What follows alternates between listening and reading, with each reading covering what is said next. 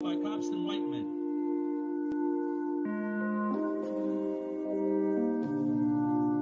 They don't want us to succeed.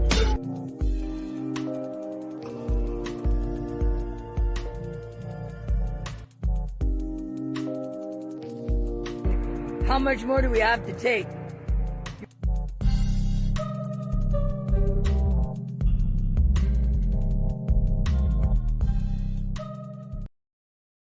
Afterwards, though. Yeah, I was like, Hey. I mean, I could go grab from her too, but then I was just like,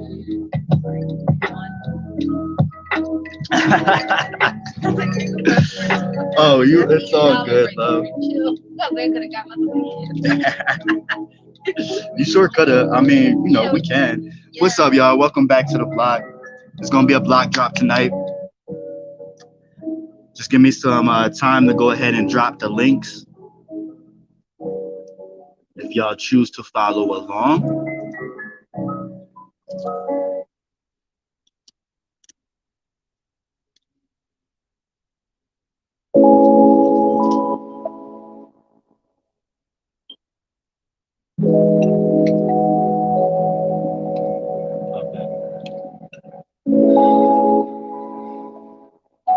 So tonight, it's gonna be some light shit, none too much.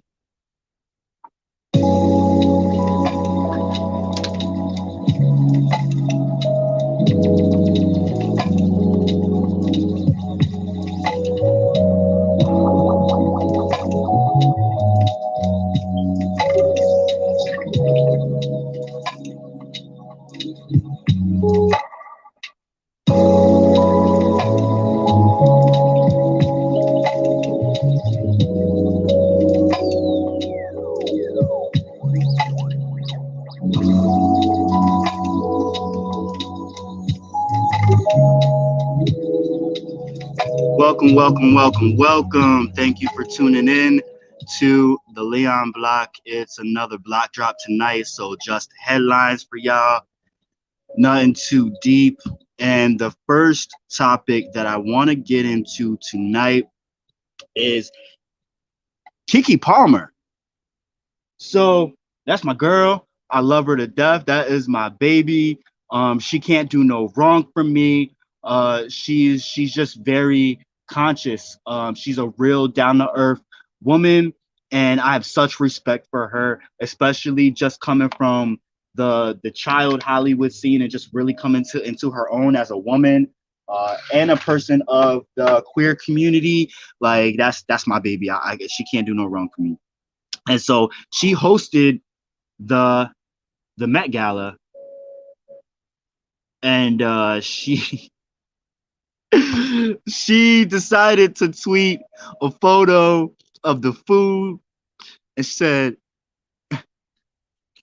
"This is why they don't show y'all the food. I'm just playing."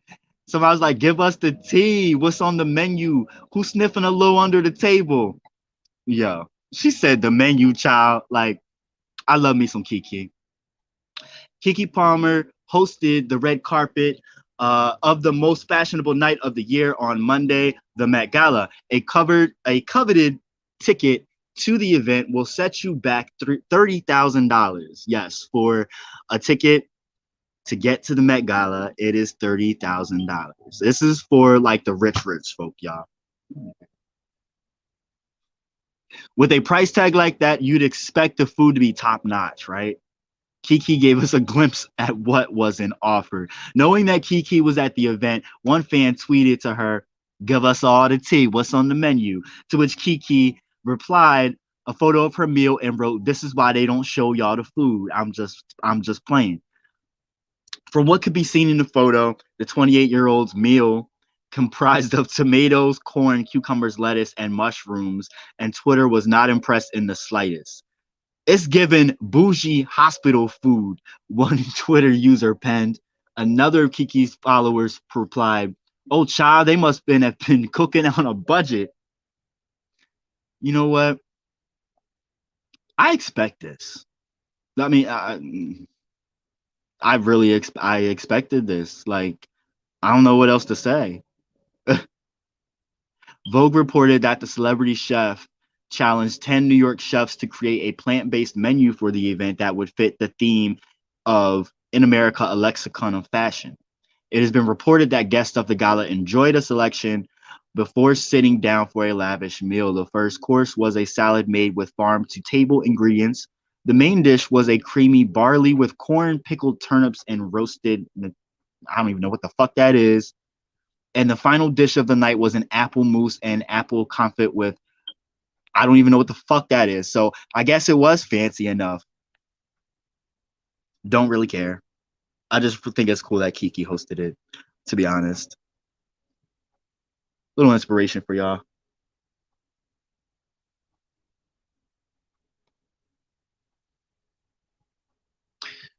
So the rise in Black unemployment is about more than race.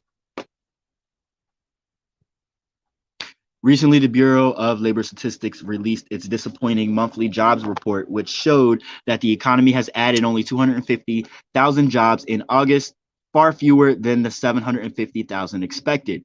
While the overall unemployment rate dropped to 5.2% from the previous 5.4, the unemployment rate for Black Americans was also a low light, rising from 8.2% to 8.8%, while the unemployment rate for whites dropped from 4.8 to 4.5. The latter disparity led AFL-CIO chief economist to argue that the primary cause of rising Black unemployment is discrimination. He noted that the unemployment rate among Black workers who had attained associate degrees exceeded the 5.8% unemployment rate among white high school dropouts. Moreover, the unemployment rate for all those races was less than a high school diploma. With less than a high school diploma was 7%, while the unemployment rate for Blacks with a high school diploma and no college degree was 10%. This led the economist to argue that employers are clearly passing over Black workers. I am not surprised.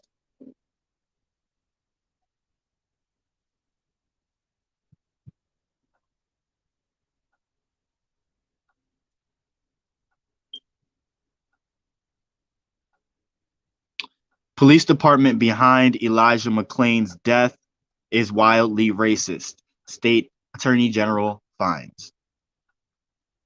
Months before George Floyd was murdered by police in Minneapolis, the death of Elijah McClain in Aurora, Colorado. I always have a hard time saying that. It is such a fucking tongue twister. Fuck. Aurora, Colorado. Yo, that should be having me tripping. All right. Months before George Floyd was murdered by police in Minneapolis, the death of Elijah McClain in Aurora, Colorado sparked broad outrage at what critics painted as lethal brutality by racist cops.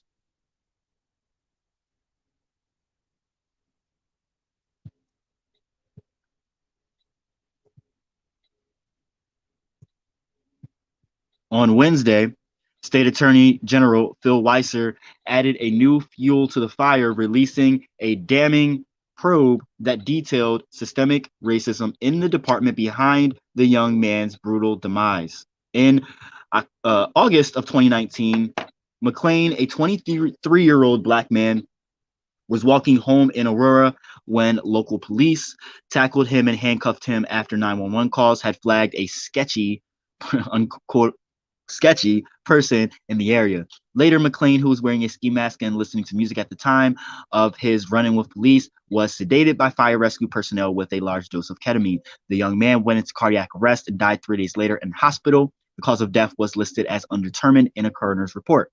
A large protest movement around McClain's death put pressure on police, and buoyed by the national wave of rage after George Floyd's murder, helped push lawmakers to pass a sweeping police accountability bill, giving the new attorney general power to go after local cops. Meanwhile, earlier this month, 2 Aurora Police Department officers, an ex-officer, and 2 paramedics were criminally charged for McClain's death by Weiser. If you need more info on that, check a previous video. that I did do on that because that is great news. Regardless of how that case plays out, Weiss's report on Wednesday found that the department's problems go well beyond one disturbing incident, and it suggested local officials faced a long road to getting out of the national spotlight. Weiss's report detailed the results of a 14-month investigation that included ride-alongs with officers, analyzing troves of police records and body camera footage, and hearing from community members and police officers. It found that the police department has a pattern and practice of racially biased policing, using excessive force and failing to document dubious investigative stops as required by the new police accountability measures put in place.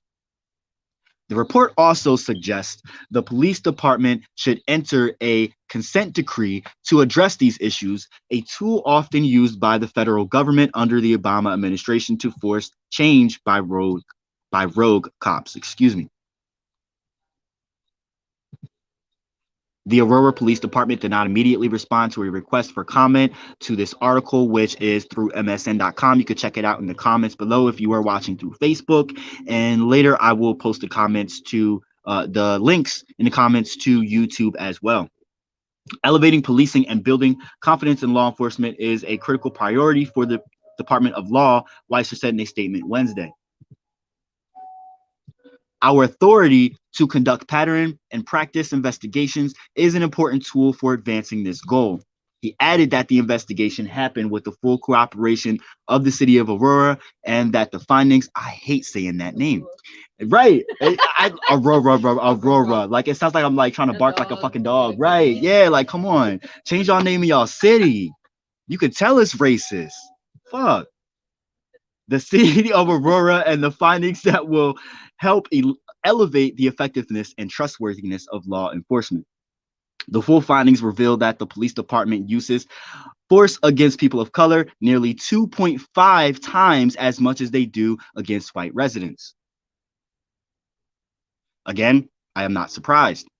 According to a review of use of force reports, nearly half of all of the residents that the department used force against were Black, even though Black residents account for only 15% of the population. Residents of color were also more likely to interact with and get arrested by police in the city than white residents, the report concluded. It also found that officers continue to make undocumented stops of citizens, which circumvents a new stipulation in the 2020 accountability bill that requires all stops to be documented. The report also took aim at the Aurora Civil Service Commission. I'm about to just say that city, like for real, for the rest of this fucking article.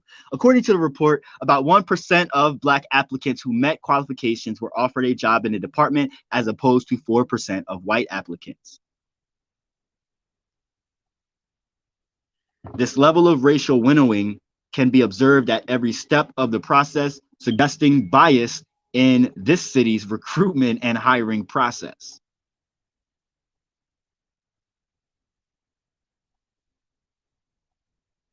The Civil Service Commission did not immediately respond. In a press conference Wednesday, Colorado State Representative Leslie Herod, who helped draft the 2020 accountability bill that led to the probe, said Wednesday's report affirmed that her bill was doing exactly what it's supposed to be doing. I'm sorry, I was supposed to have been past.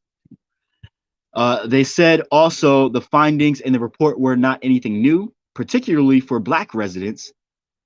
They said it had been clear that the department has, quote, operated in a way that is racist and that is particularly racist against Black people and prevents harm to our communities. Hopefully this will prove to some people and vindicate for others that what they believe happened to them was real.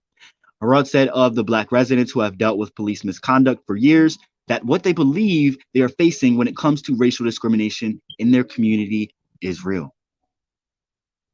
And again, you can check that article and read it on your own in the comments. If you don't, I just read it for you. All right, so this last article, I don't know if y'all remember, it does have to do with Philly. Last year during the Walter Raleigh Jr. protest, I happened to be there and I did witness a lot of things. I did not happen to witness this particular situation with my own eyes. However, I did see the video of it over and over again, and it really left me really pissed the fuck off.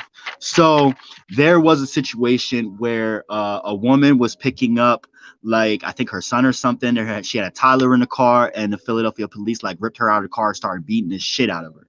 So, in front of her toddler, mind you, like, yeah. And then they tried to take the toddler and say that they were saving it from some like radical people and shit. No, like, y'all just turned the story on its head and lied to the world when y'all beat the fuck out of that kid's mother and took that kid out of her fucking arms. Like, you got to be kidding me. So Philadelphia has agreed to pay $2 million to that woman after the officer smashed her windows of her vehicle, ripped her from her car, and assaulted her in front of her toddler last fall, lawyers announced on Tuesday. However, the attorney for Rakia Young, who's 29 years old, said that they are still calling for criminal charges against the officers, some of whom were later fired, and have sued the National Fraternal Order of Police over a since deleted social media post showing Young's son that attorney Riley Ross called propaganda. I have to find that because I did I did screenshot that somewhere in my old phone. I do have that photo, and I'm pretty sure a lot of that video, and I'm sure I think it was a photo. I'm sure a lot of other people have that too. I will never forget what those officers did to us that night, Young said at a press conference Tuesday. I hope that the officers responsible will never have the chance to do something like this to another person ever again. In October, Young was driving home with her 2-year-old son and 16-year-old nephew when she encountered a group of protesters just hours after police fatally shot 27-year-old Walter Wallace Jr., a black man whose family had called for mental health help. Police had blocked off the street, and Young attempted to make a U-turn, but stopped to avoid hitting the demonstrators. A police helicopter had captured all this on video, and that video went viral. That's when officers wearing riot gear and wielding batons smashed her windows, pulled Young and her nephew from the vehicle, and beat them, causing significant injuries. Young was separated from her son for hours and taken to the hospital, her lawyer said. After Young was taken into custody, Ross said the Fraternal Order of Police shared a photo on Facebook of an officer holding her son with a caption that claimed the child was wandering around by himself during the protest. No, he was not. He was not.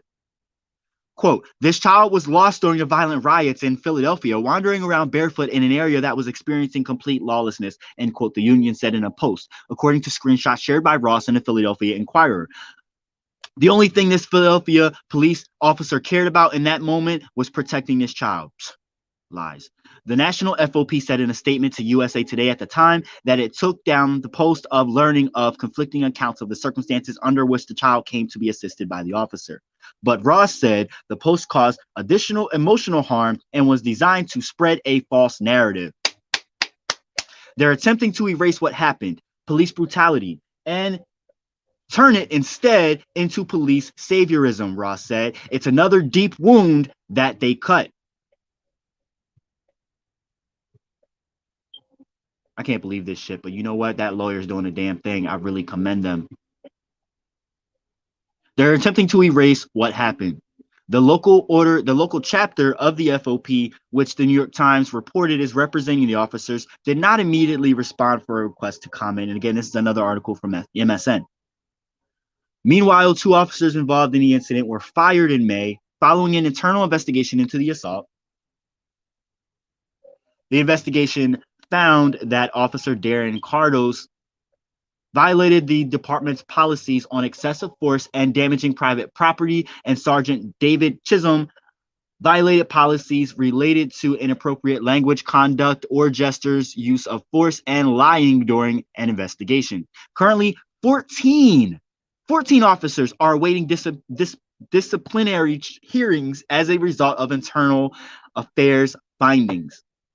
The officers are not facing criminal charges Larry Krasner's office said she cannot confirm or comment on any potential criminal investigation of this incident at the time. Police Commissioner Danielle Outlaw said in a statement that the actions of some of the officers violated the mission of the Philadelphia Police Department. As a matter of fact, the ability for officers and supervisors on the scene to defuse the situation was abandoned, and instead of fighting crime and the fear of crime, some of the officers on the scene created an environment that terrorized Rakia Young, her family, and other members of the public, Outlaw continued.